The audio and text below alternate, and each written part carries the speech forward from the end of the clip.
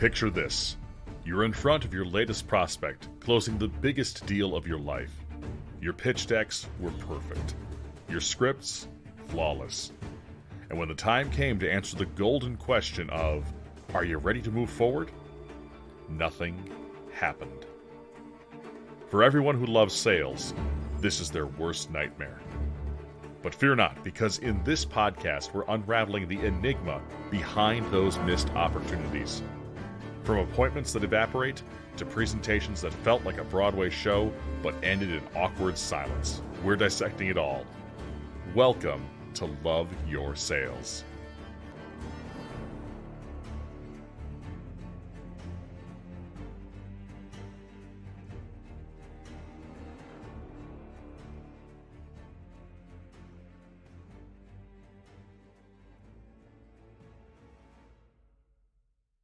This podcast is presented by GenHead. GenHead leverages AI so small and medium-sized businesses can find their ideal clients to make more sales. Other companies talk about AI, but we are using it every day to drive down marketing costs and increase revenue. Learn more at genhead.com. That's genhead.com. Welcome to another episode of Love Your Sales. I am joined today by Brian Hendricks. He is the CEO of Dynamic Developments, a performance coach and best-selling author of The Communicator's Playbook. He is dedicated to transforming leaders into effective communicators. He specializes in team-focused, client-focused, and organizational-focused development and empowers leaders and teams to reach their full potential. He has a master's degree in leadership and counseling. He is married and has 3 children, all 6 and under. Yes. The Hendricks Welcome. house is not boring. Yes. So welcome. I am very excited to have you join me today. Yeah. Thank you for having me. I appreciate the opportunity to get up here and talk about kind of communications, but from a sales aspect, which is really cool. Yes. Well, and so much, there's so many companies that forget, and which is why I'm wildly excited to talk to you. So many companies forget that the lack of communication sets their individuals up for failure right from the get-go if they are not focusing on the importance of how that communication flows, not only verbally, but also in writing or however they choose to do that. So why don't we start with where you start when you're working with an organization on that effective communication piece? Yeah. So for us, we develop a process that's called the RQ process. And really, it's a way to communicate out exactly what I need from a leadership standpoint, but to make sure that the person is actually hearing what I want them to hear. Because so many times, I've talked to, whether it's a CEO or it's the VP of sales or whoever, they say, I told this person a million times, a million times I said it, and they gave me the head nod. Everyone knows the universal sign for I understand is the head nod. And then that team member goes out and completely bombs or forgets everything. And so many times leaders have said, well, that's on them. Like, no, that's on you. That's on you, the sales leader, the VP of sales, the whoever it is. That's on you because you didn't check to make sure that they understood, because you didn't adjust your communication approach to what their style is and to what their knowledge level is. So for us, this is where this idea of RQing comes in. And the first piece, the first R, is to rethink. Okay. And you have to rethink what you're going into. What am I trying to get out of this situation? What am I trying to teach this person? Is this going to be a positive or negative conversation? So there's all these different thoughts that go into, any training scenario. Anytime I'm dealing with a client, it's okay. I need to stop and put away my preconceived notions. I can take my, I always do 4-2-4 breathing. There's box breathing, and just take those deep breaths before you go into that conversation and really rethink your thoughts. Okay. Like regroup everything together, regroup all of those thoughts together. So that's that first. I said rethink, I meant regroup because I was jumping to the thought. So regroup is that first one. Then you have to go in and start to actually reorganize 3 specific things, and all communication comes down to is your words, your tone, and your body language. And that's what you have to start reorganizing. And you have to start reorganizing it based on what that other person needs. And I'll get to how we figure that out in a second. But it's Okay. all based on how, when I'm talking to you, do I need to pick up that pace in my tone? Do I need to slow it down? Do I need to get bigger because you're a confident person? Do I need to just be more relaxed because you're more relaxed? Like trying to reorganize my words, my tone, by my body language. And the last piece where I really want to get into, today from a communication standpoint is actually redelivering that message and actually communicating it out. And I think so many times people focus on redelivering that message based on someone's communication style. And you can Mhm. figure out communication style based on, disc training. Social styles is my all-time favorite. Myers-Briggs, insights discovery. I mean, all of those can come out with what does that other person like, what is their style and how do I adjust to that? Right. And I was going to ask you, there's a lot of, and I've met people who will write out before I've even had the chance to, sit down and have a discovery or have a do my pitch. They'll say, "Hey, by the way, I'm a high D or Mhm. I'm a high C." And I'm like, "Oh, wow, that makes my job way easier." So much easier. Right. Yes. I'm like, okay, now I know exactly how to deliver the information. But the majority of the population don't go, "Hey, Brian, before we talk, I just want you to know I'm a high whatever." Right. Exactly. I'm an expressive. Like, so please treat me this way. Right. Right. Absolutely. And I think that's where you have to, either invest in yourself or have, if you're a company, an owner of a company, invest into social styles, into disc, into insights, because most people aren't going to jump in and be like, hey, I'm an expressive. So now I know, all right, I'm going to make eye contact with Brian. I'm going to use my hands. I'm going to do all these things to make Brian comfortable. That's not how most people are. Right. But once you're trained in this stuff, you can watch and observe others' behavior and start realizing, all right, they're not making eye contact with me here. They're Mhm. being a little bit more monotone and they're really focusing on facts and details. I bet you any money that person's an analytical. So Right. Brian the expressive, I'm not coming into that sales pitch or, if I'm training someone on sales, I'm not coming in being all rah rah excited because that person's shutting down right away. Right. What Brian the expressive is going to do is I'm going to tone down that expressiveness. I'm going to slow down my rate of speech. I'm going to make sure that I take you step by step by step and give you more facts and more details than what I would probably like, but that's what you need because you're that analytical style. Right. And it's all about making those slight adjustments to make that other person feel comfortable. Right. And that's wildly important. If you were to come at me with all these facts and again, personally, I'm a high I, high D, I, Mhm. which I have to battle on a Mhm. regular basis.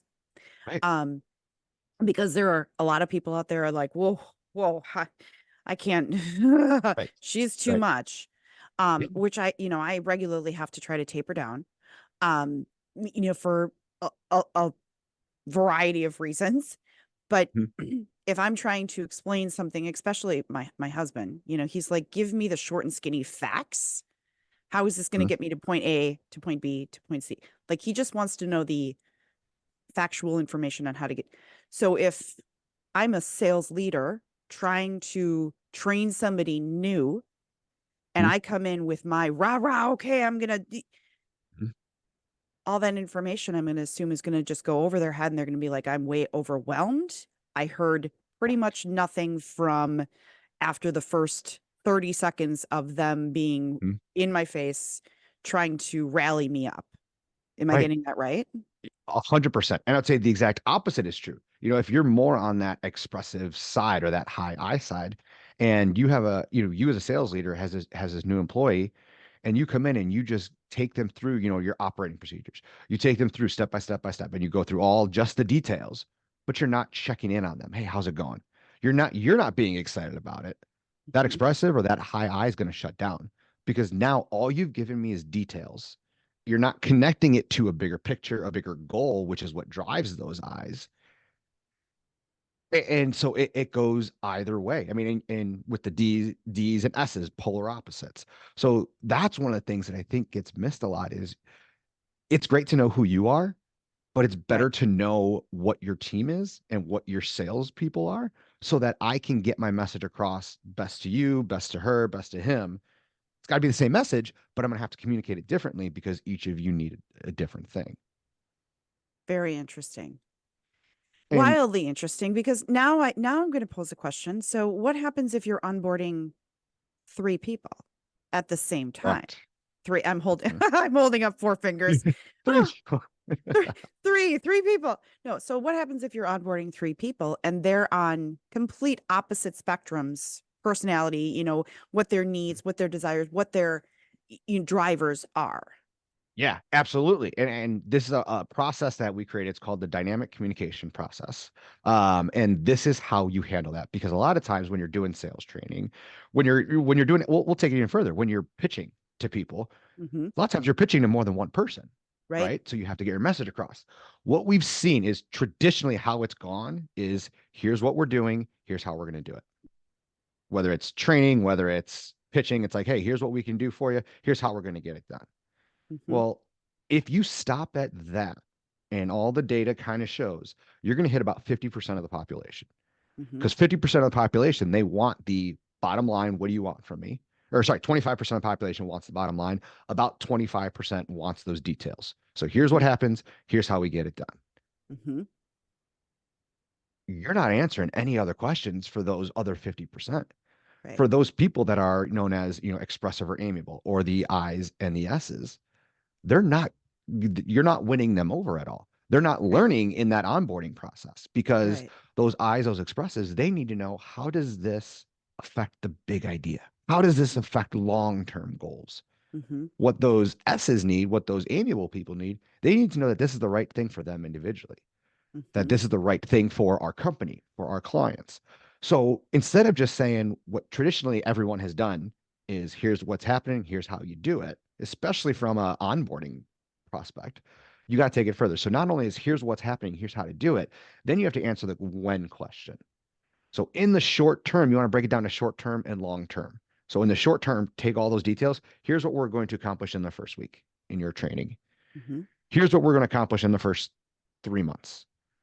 In the long term, here's how it's going to affect you. Here's how it's going to make you better salesperson. Here's how you're going to get more clients.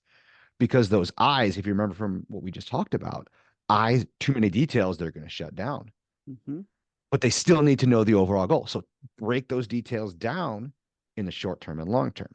So then you're bringing in 75%. You can't forget about the amiable people or those S's. So now, hey, we're going to teach this out. Here's how it affects you. We do it this way at our company. Here's how it's the right thing for you. Here's how it's the right thing for our clients. And here's how it's the right thing for us as an organization. So now instead of just here's what happens, here's how you do it, here's what happens, here's how you do it, here's the short term and the long term impact, and then here's the who. This is who it actually affects. Now all of a sudden you're starting to train people all different styles.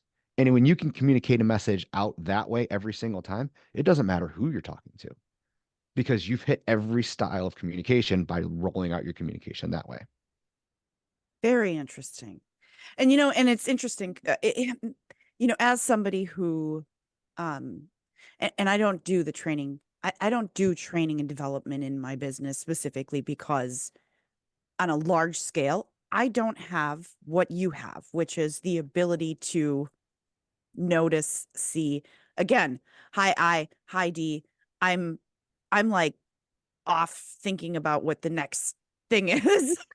Yes.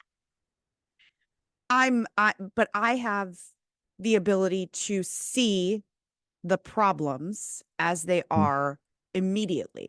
I'm one of those people who's like, oh, I'm here, I'm seeing where the gaps are. Right. I can immediately pick up on those gaps, pick up on the problems, and then I can go, well, I see where your problems are. I know where you need to fix your problems. And I can help deliver on that on a small scale as a seasoned professional, as a seasoned salesperson. But when it comes to that large scale training and development and long term, that's where somebody like you having that understanding, really deep dive understanding of all of those different personality types. Again, Right. my personality type does not bode well for that.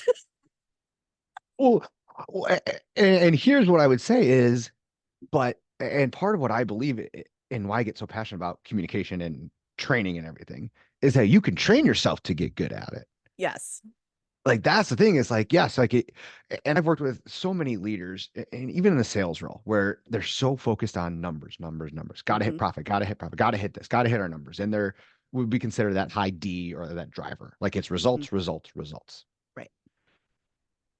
They tend, and this is, anecdotally, they tend to have high turnover with their sales reps. And it's Mhm. because, well, for me, I'm so focused on the bottom line. I'm so focused on my numbers. Mhm. I'm not communicating that out to my team. Right. So for example, hey, if we hit our numbers this week, that can lead to X, Y, and Z rewards for you, which then can maybe lead to a promote. And all of a sudden those eyes are like, oh, wait. So if I do this, and they start working at it, Right. when you're, hey, for those S's and those annual people, hey, yeah, look, we got to hit our numbers. Like there's no doubt about it. But if you're able to hit your numbers, you're actually gonna get a bonus. So remember how you're talking about how you want to get that summer house for your kids? That's a way to start working at it, right? When you hit your numbers during the week, you don't actually have to work later at night anymore towards the end of the quarter. So you can make all your kids' games. You're now connecting that bottom line to what's important to them.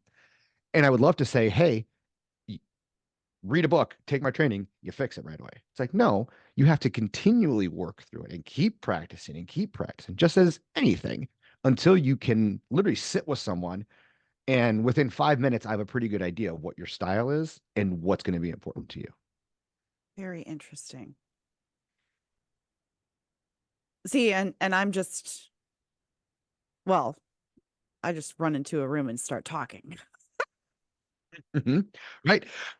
It's so many of those I's and those D's, those expressive, they do. And if you think about it, just think about to maybe your last sales meeting, and this is for all your listeners out there. And salespeople tend to be more expressive drivers. Those I's and those E's doesn't mean you don't have people that are more on the ask assertive, what I call them, the analyticals, the amiables, the S's, the C's, whatever you use. Um, but what I would argue is your last meeting you were in, or think of your last sales meeting, like when you were actually like pitching a client, Mm-hmm. the people that talk the most are those I's, those D's, those drivers, the expressives. Right. And if we were to take the time and maybe even, say beforehand, we're looking for input from everybody, Mm-hmm. or direct our questions to those other styles that don't talk as much, you're going to get even a lot more from them because they're the ones coming with the facts, with the data. Right. They're the ones coming with this people-centric perspective. That's what takes sales to the next level. Is not only you're going to hit your numbers, but you go with us, your people are going to be happier. Your turnover is going to, whatever it is, but until you loop in all four of those styles, you're not going to get the whole picture of any organization. You're not going to get the whole picture of your own sales team if you can't Mm-hmm. connect to those reps that are a different style than you. Yeah, no, and I completely agree. And I can't remember what the statistics are, but there's a huge number of turnover in salespeople because of the lack of understanding those different styles from a turnover standpoint, from a 3 month to a 6 month. Mhm. Because often let me rephrase, often management looks at salespeople as being assumes salespeople are those extrovert Mhm. salespeople, like Absolutely. people. They assume that they're able to just step into a role and be able to take control and do what is necessary to get there. Mhm. And so often salespeople are kind of thrown to the wolves and they're like, okay, go out and sell. Right. Hmm. The the problem, and this is coming from somebody who's been in multiple different roles and been a contractor in multiple different roles in order to help with figuring out why can't we keep salespeople? Mhm. And that information up front is not delivered. It's not, and so I've had to step into, really the analytical position of, okay, well, Mhm. where's the information? Where's your your mini database of all of your material. Where's who do I go to for X, Y, and Z? How do I and this is ever more important in a world where we are now remote even more, where Yes. our boss may be in another state and we can't Mhm. physically walk up to him and say, hey, I need this, I Mhm. need that, I need this in order to be successful. I need to Right. have a clear understanding of my pricing structure. I need to have, and they're just like, well, didn't you go through this in the onboarding? And this happens a great deal with large organizations where you have your Yes. HR department Mhm. doing the initial onboarding, Mhm. and you're supposed to have your manager doing another piece, and he's going, well, didn't this person do this, and didn't this person? Right. It also comes down to, do you prefer your information to be verbal? Do you Mhm. prefer your information to be written, You video? need to take it. You need to have me watch you go through it to do it. Right. Yeah. Well, and I think too, to that point, we talk about, redelivering that message out. That last R is about communication style, but I take it a little bit even further than that. It's about knowledge level. So whatever, theory of development you use, we use something called the life cycle of growth. Basically, it says that humans develop in 4 phases. So when they learn something brand new, when they get brought into an organization, when kids learn how to throw a baseball, it's 4 phases of development. And that very first phase is when people are onboarding. It's this unconsciously unable. I like to say they don't know what they don't know. Mm-hmm. They don't know how to use the CRM. Now, let's say, oh no, that person, they came from company XYZ, they had the same CRM. You have it set up differently than they did. So even those great sales reps who've been great sales reps, when they come to your organization, they have to learn how you do it. They have to learn how your culture sees things. They have to learn your processes. And I think so many times in sales, especially as you mentioned, is, oh, this person's coming in. They've been a sales rep for years. They know what they're doing. If you have any questions, let me know. And it's like, well, shouldn't you be walking that person through when they're at that unconsciously unable stage? Mm-hmm. And what I see a lot is when we have, young professionals, maybe it's their first sales job and they're coming in. I get this all the time. Well, they don't ask questions. Why aren't they asking me questions? And I immediately look at the sales leader and I said, think back to when you don't know something and you're in a group setting. Are you raising your hand? No. Well, why don't you raise your hand? I don't want to look dumb. I want it to be like, what if my boss is there and they think I can't do this anymore? So when you have those people that are brand new to your company, to your organization, to the workforce, it is your job as a leader to outline every single thing for them. Right. People I say micromanaging is bad. In 3 out of the 4 stages of development, 100% right. When you have someone who is unconsciously unable in that first stage, you have to micromanage them. Now, I once re- they've learned, yeah, I say just once they learn, then you take it off right away right. because now they're asking questions. Now they're like, oh, I know this, but I don't know this. So let me ask. But we as leaders, we get so frustrated with new employees because they don't know and they're not asking questions. And I told them to ask me any questions. No, no, no. It is your job to outline everything for them. Right. I remember in my first real like corporate sales job, I had like these little, sales roles Yeah. but my first real corporate sales job, I pissed off every other salesperson because again, personality wise, I was never afraid to raise my hand and be like, am I supposed to know what Mhm. ACH means? I, Right. and they're like, oh, well, probably not. If you've never been in a real corporate and you're dealing with payroll, they also did, sold payroll services. And I had never heard Mhm. the acronym ACH. And everybody's throwing this around like, oh, this ACH didn't work. And I'm like, is this like, am I supposed to know what this Right. means? Right. And they're And you like, probably had oh, us go, oh, thank you for asking that. Like, we were so happy you asked that right. question. And then there was another acronym, and I'm like, am I supposed to know that one? Right. And they're Absolutely. like, no, probably not. So then I Right. just got to the point where I'm like, I don't want to sound stupid, but I don't know what you're talking about. Absolutely. Like, Right. and again, this was in my 20s. And I'm sitting there going, late 20s.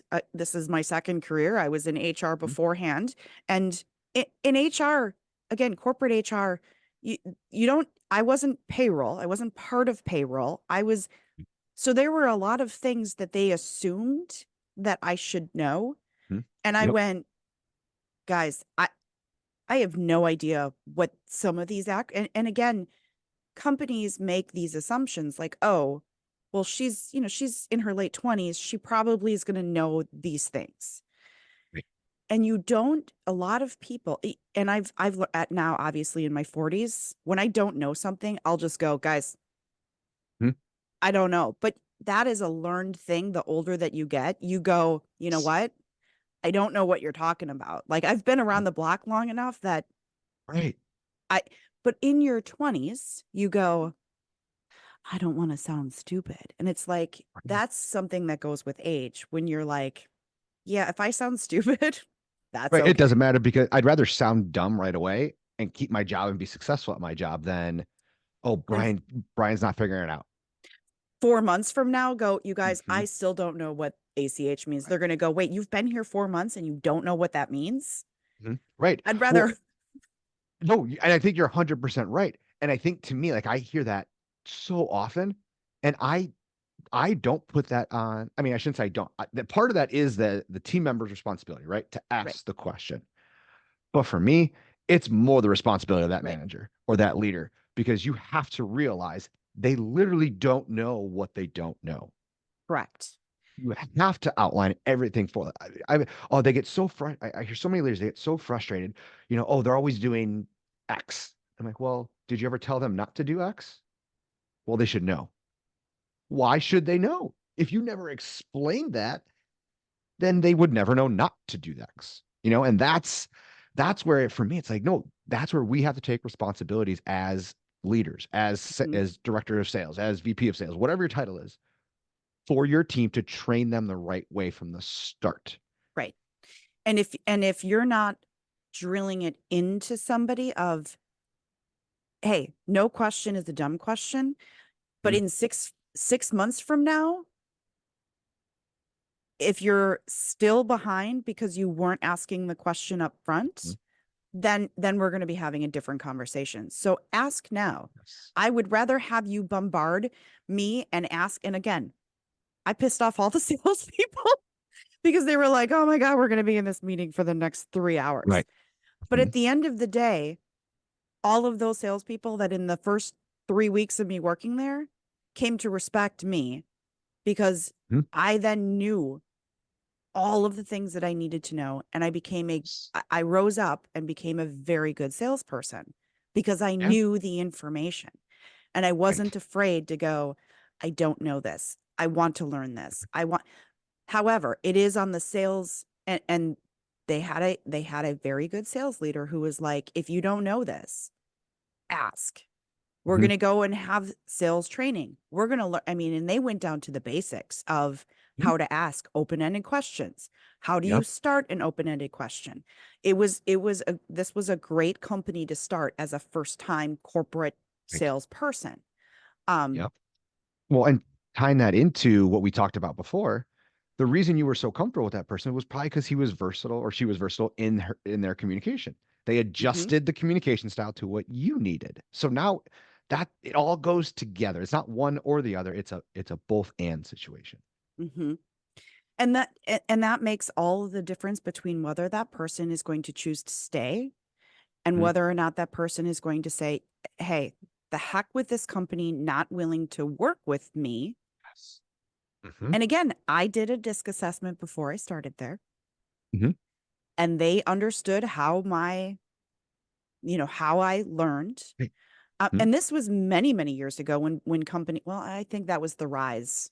That was the beginning of the rise of those personality assessments when you Mhm. you applied Right. for any job and you're like, oh, I Job you got to were do getting an your do another thing. It's like, can I just right. show you my profile? I have it done already.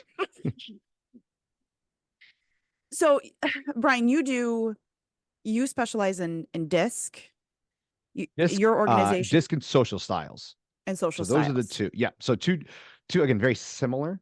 The biggest differences, if people are wondering out there, because people have heard disc or hear social styles. Disc it's great, it's wonderful.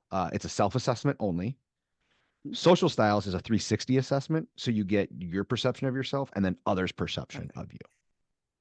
So there's other things that we can go into on another show, but those are the probably the biggest difference right there.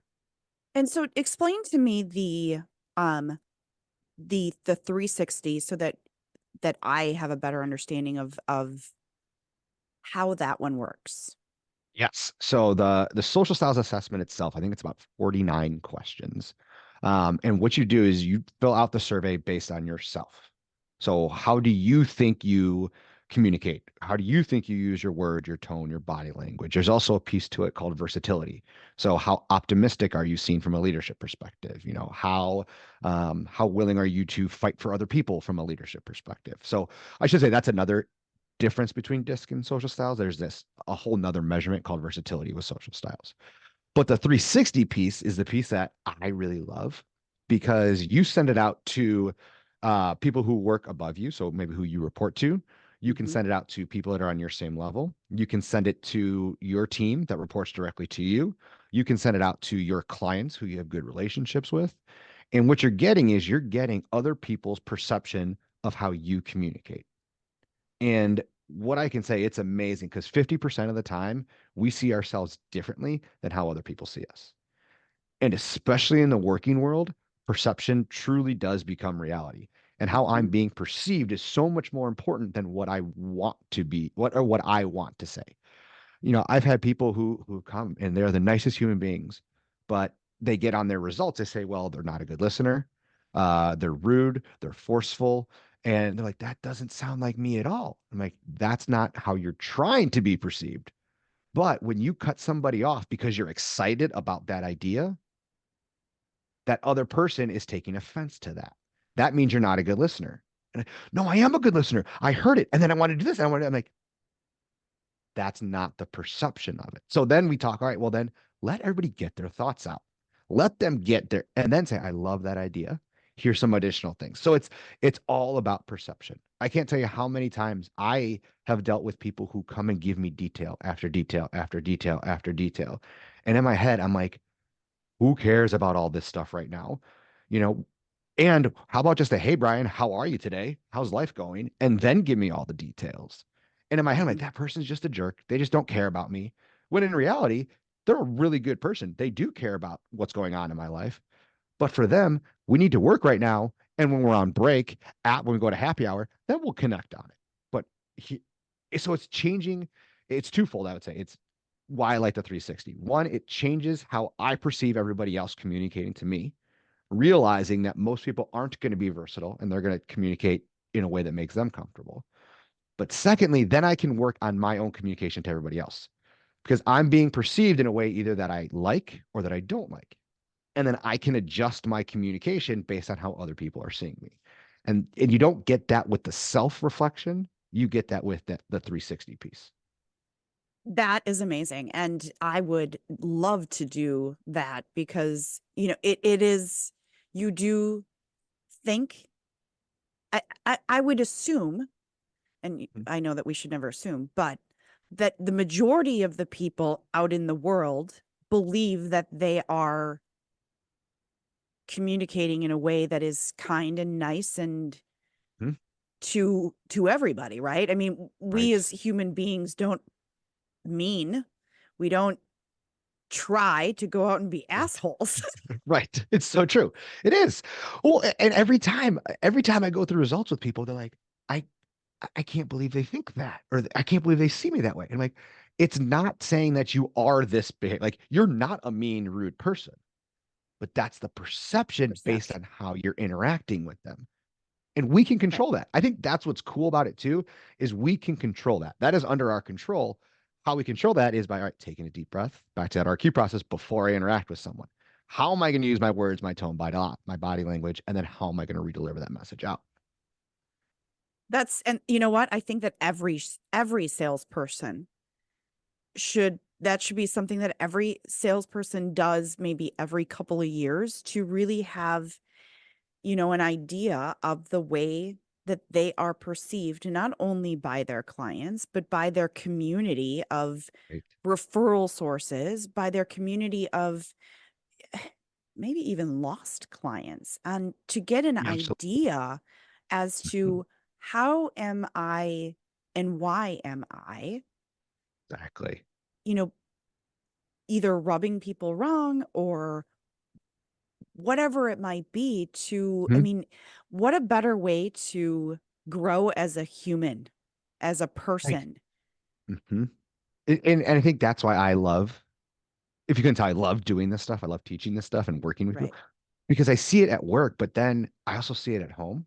Like I know my wife's style, and just a quick little story. She is the exact opposite of me. She is very analytical, very amiable, like very like, give me the facts, give me the details. If there's a problem, I'm not going to talk about it. I'm just going to keep it right in here, and then maybe, and if there's an issue, I'm gonna. I used to just blur it out. Now I realize, okay, don't just blurt things out. Like breathe first and think about it. But an issue came up and something with her work related, and my response, years ago would have been like, sit down and talk about it right now. And then I don't want to talk about it and lead to a confrontation. Right. This time it was, hey, that's awful. I can't believe that happened. When you're ready to talk, I'm here. Hmm. 2 days later, we got breakfast and she unloaded everything. And it was just, I understand what she needs from a communications. And she does the exact same with me now because she knows what I need. So, yes, it works in sales. Yes, it works in organizations, but very selfishly, it works at home too with your kids, with your spouse. It's amazing when you learn other people. Yes, and that has, because more and more as I've grown as a person in self-discovery, I've changed my style with my daughter. I've Mhm. also, I mean, my husband and I went through marriage counseling because we were constantly butting heads. And through that, we picked out a very specific style of marriage counselor who really focused on communication. Basically the exact same It's, thing. yep. I can't Focused tell you how many people have said, "Hey, after the training, we will do training." Like, can you do this for spouses too? Like, can we do spousal training? right. And I specifically chose him based on what his studies were. Mhm. And I'm like, okay, we're not going in this to talk about our emotions and we're going into this to talk about communication styles and how to break down barriers of Mhm. XYZ.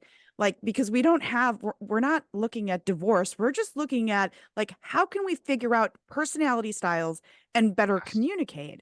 It's just a little, I don't know, what would you call, like brush up on getting better at Right. whatever. It is. It's just how can we communicate better? Like, Correct. And yeah. so going through that, all of a sudden I realized, oh my God, how have I been blind? And you do, especially with somebody you're so close to.